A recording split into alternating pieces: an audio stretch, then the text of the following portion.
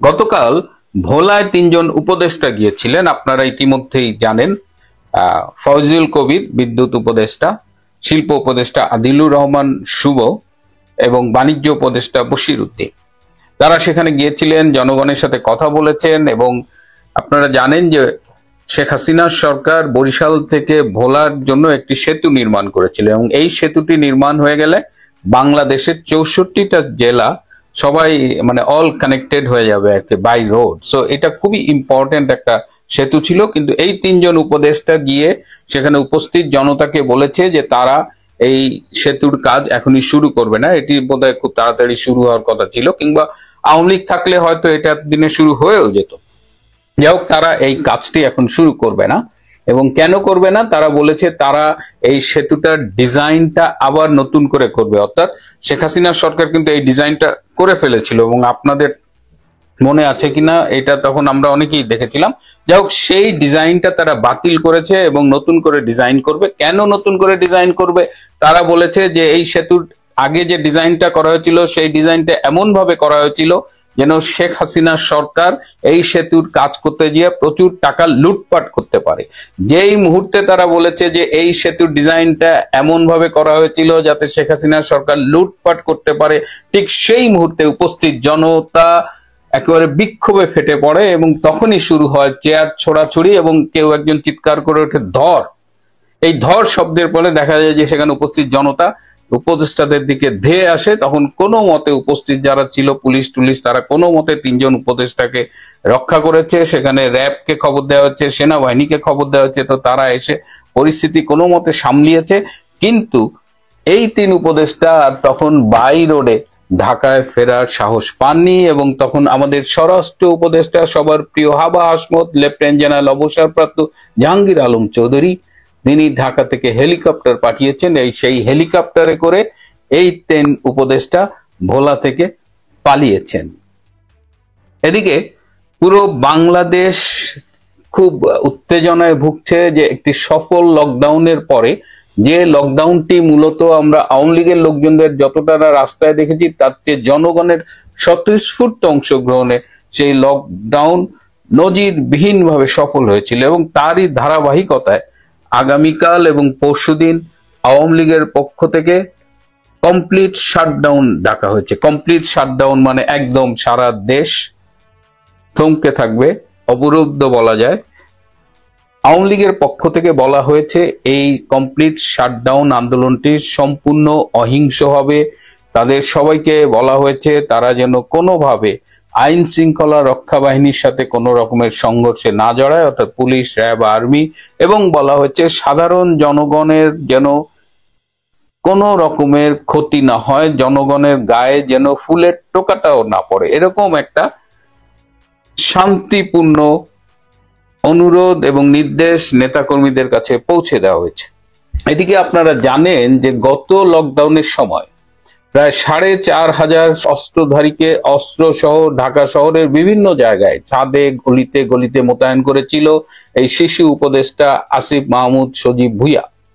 এবং এইটা একটি বিদেশি সংস্থার গোয়েন্দা বাহিনী, বিদেশি গোয়েন্দা সংস্থা এটা পিক করেছিল এবং তারা রিটেন বাংলাদেশের পররাষ্ট্র মন্ত্রণালয়ে জানিয়েছে এবং এটি নিয়ে কিন্তু বাংলাদেশকে নিয়ে যেসব বিদেশি ভাবেন, যেসব বিদেশি রাষ্ট্র ভাবেন, তারা কিন্তু সবাই এটা ইনফর্মড হয়েছেন এবং সবাই এর নিন্দা জানিয়েছেন যে একটি শান্তিপূর্ণ কর্মসূচিতে কেন এরকম সশস্ত্র প্রস্তুতি থাকবে প্রতিরোধ করবার জন্য।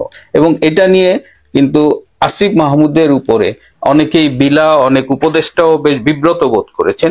কিন্তু ডক্টর ইউনূস আপনাদের আমি বলেছি যে he doesn't listen to anyone. প্রচন্ড গড় সে আসিফকে সরকারি কোষাগার থেকে 28 কোটি টাকা দিয়েছে এই লকডাউন ঠেকানোর জন্য। এই লকডাউনে 2 দিনে আসিফ আবারও চেষ্টা করবে তার সশস্ত্র সন্ত্রাসী বাহিনী নিয়ে বাধা দেওয়ার এবং এর জন্য সরকারি 28 কোটি টাকা তাকে ইউনূস দিয়েছে। এবং এই 28 কোটি টাকা লেনদেন হয়েছে ব্যাংকিং চ্যানেলে, যে কারণে আসিফ মাহমুদের ব্যাংকিং চ্যানেল যদি ব্যাংক অ্যাকাউন্ট যদি এখন চেক করা যায় তাহলে এই অস্বাভাবিক লেনদেনটা ধরা পড়বে। এখন যেভাবে বাংলাদেশের মানুষ ডক্টর ইউনূসের চলে যাওয়ার জন্য অপেক্ষা করছে। ডক্টর ইউনূসের বিরুদ্ধে একটি জনমত গড়ে উঠেছে এবং আওয়ামী লীগের পক্ষে যে নিরঙ্কুশ সমর্থন আমরা লক্ষ্য করছি, তাতে আশা করি কাল এবং পরশুদিন শান্তিপূর্ণভাবে সারা বাংলাদেশে একটি কমপ্লিট শাটডাউন পালিত হবে এবং এটি বাধা দিতে যদি আসিফ বাহিনী কোনো কারণে মাঠে নামে, তাহলে তারা তাদের 15 মাসের রাজনীতির একটা বড় ভুল করবে। কারণ আসিফ মাহমুদের সশস্ত্র বাহিনী রাস্তায় নামলে কোত্থেকে যে এর প্রতিরোধ হবে সেটা আমি বলবো না, কিন্তু হাদির ভাষায় বলতে হয় যে সাওয়ামা ভেঙে দিতে পারে, এরকম ঘটনাও ঘটতে পারে। এদিকে ছোট্ট একটা ঘটনা, এটা নিয়ে আমার বলতে রুচিতে বাধে, কিন্তু বলতেই হয়।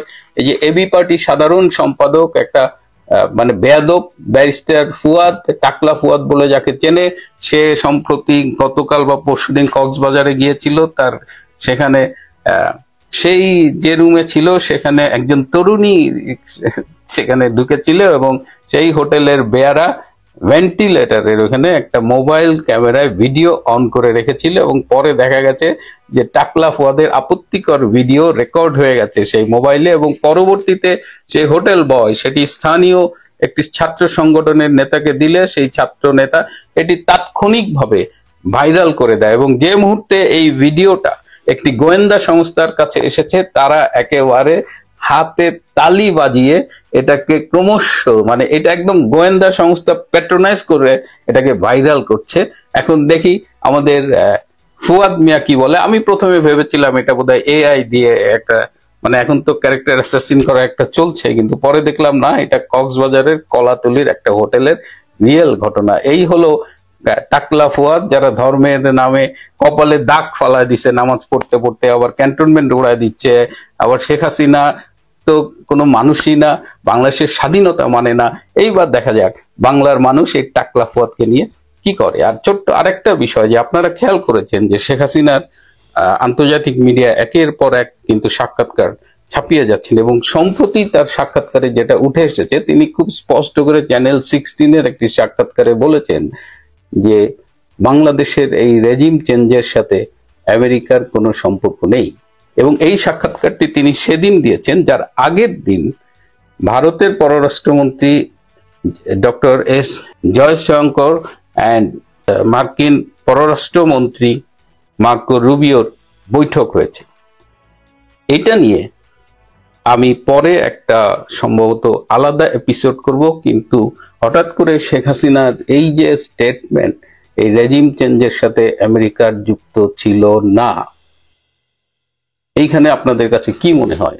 এখানে কিন্তু একটা ইন্ডিকেশন আছে, যেটা নিয়ে পরে আলাপ করব। আজ এ পর্যন্তই। ভালো থাকবেন, সুস্থ থাকবেন, তার চেয়েও জরুরি হলো নিরাপদে থাকবেন।